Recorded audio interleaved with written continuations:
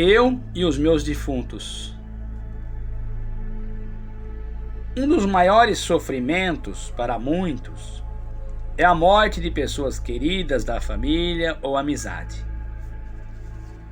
E esse sofrimento é agravado pelo espantalho que certos teólogos fazem da morte e daquilo que, segundo eles, vem depois da morte. Dizem que a alma se encontrará subitamente com Deus, ou então com o diabo.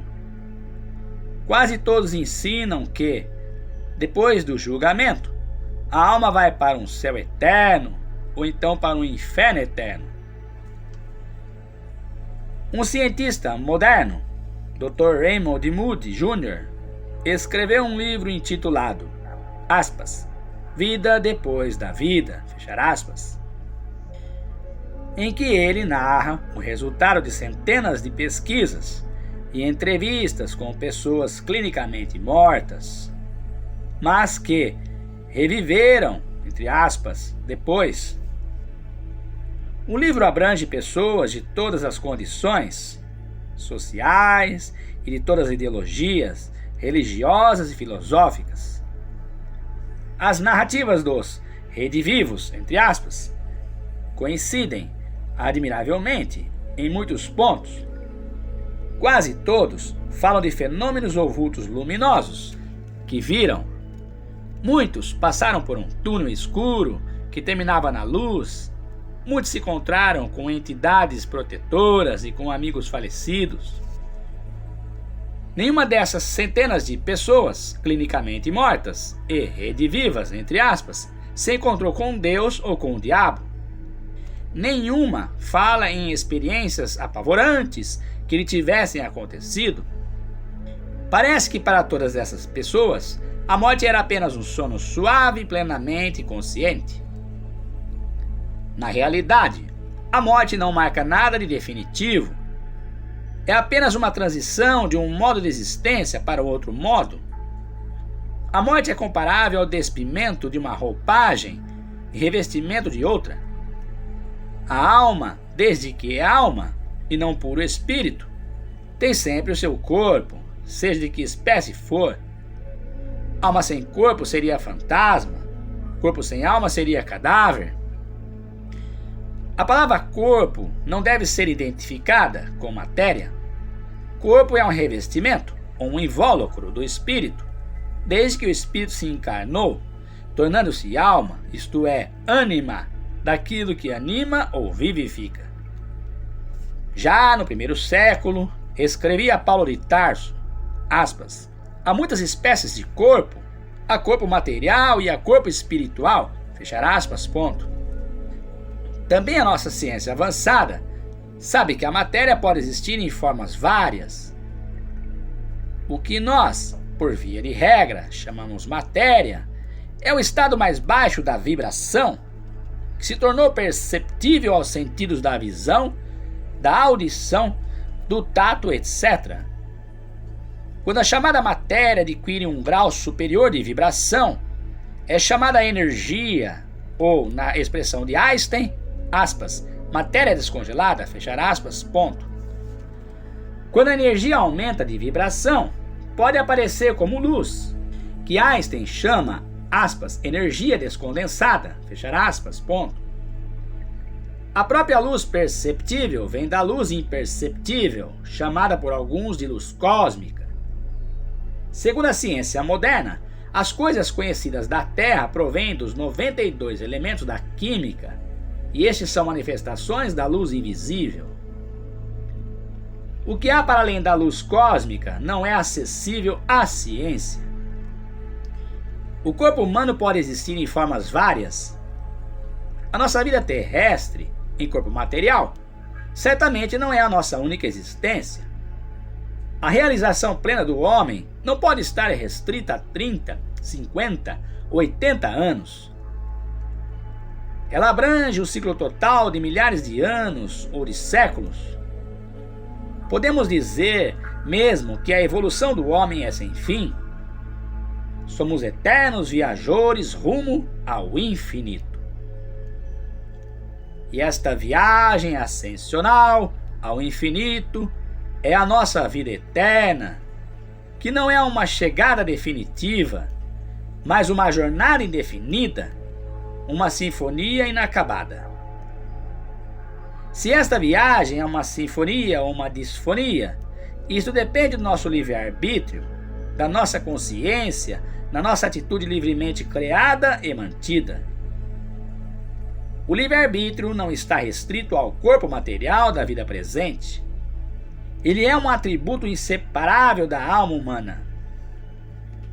Tanto o nosso céu como o nosso inferno é uma jornada determinada pelo livre-arbítrio. Uma jornada ascensional é céu, uma jornada descensional é inferno. Não é nenhum Deus externo que nos leva ao céu, nem nos manda para o inferno. É o nosso Deus interno, o nosso eu humano que faz tudo isso. Os nossos defuntos não estão no céu, nem no inferno, em sentido teológico.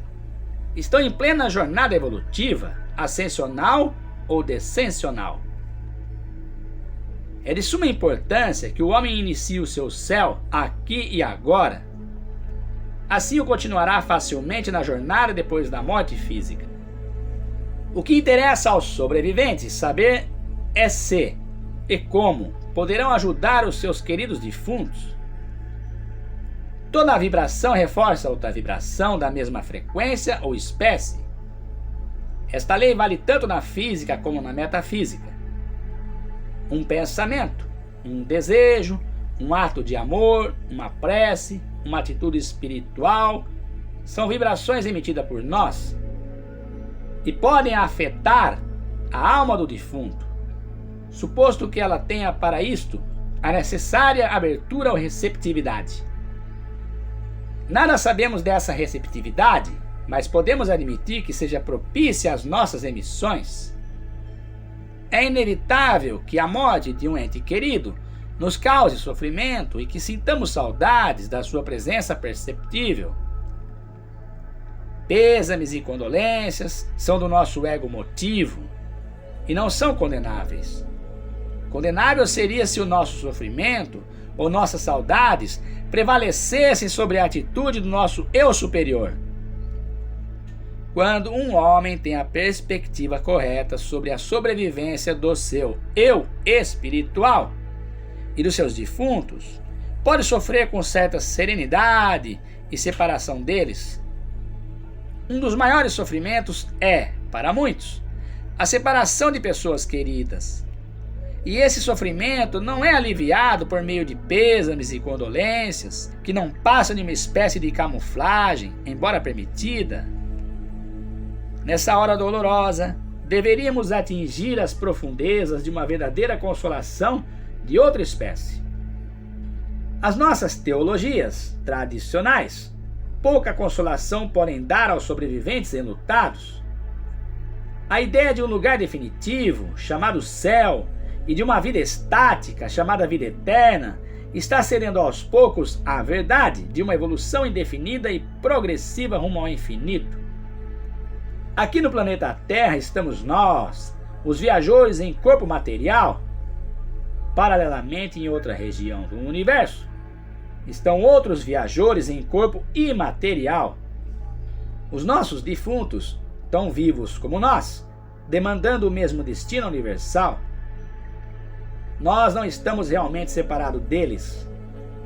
Estamos apenas vivendo numa outra faixa vibratória ou frequência. A ausência material dos nossos defuntos é realmente uma presença imaterial. Sentir essa ausência, presença, é questão de refinamento de vibrações humanas. Deveríamos habituar-nos cada vez mais durante a vida e não confundir real com material. Uma presença pode ser real sem ser material. A própria ciência nos favorece neste ponto. Ela considera a matéria como coisa menos real de todas as coisas. Mais real é a energia, o astral. Mais real ainda é a luz. A presença espiritual é mais real das presenças, a despeito de toda a ausência material. Um dos nossos costumes mais detestáveis é desesperar-nos à presença de uma morte, fazer cena, cobrir-nos de luto, etc. Povos antigos, mais avançados, acompanhavam seus defuntos com luzes e flores, com cânticos e leituras religiosas. As auras pesadas produzidas pelo luto, pela tristeza, pelos lamentos dos sobreviventes, podem até ser um empecilho para a alma do falecido e dificultar a orientação em seu novo ambiente. Silêncio, calma, serenidade criam um ambiente propício para a alma em transição para outras regiões da existência. Vibrações espirituais, como cânticos e silenciosa meditação, deveriam substituir a atmosfera de luto e tristeza, que, em geral, envolve o velório dos entes queridos que partiram para o além. Para o espírito não há ausência, há presença permanente. É um capítulo do livro Por que Sofremos? Editora Martim Claret, Huberto Roden. Esta é a 11ª edição.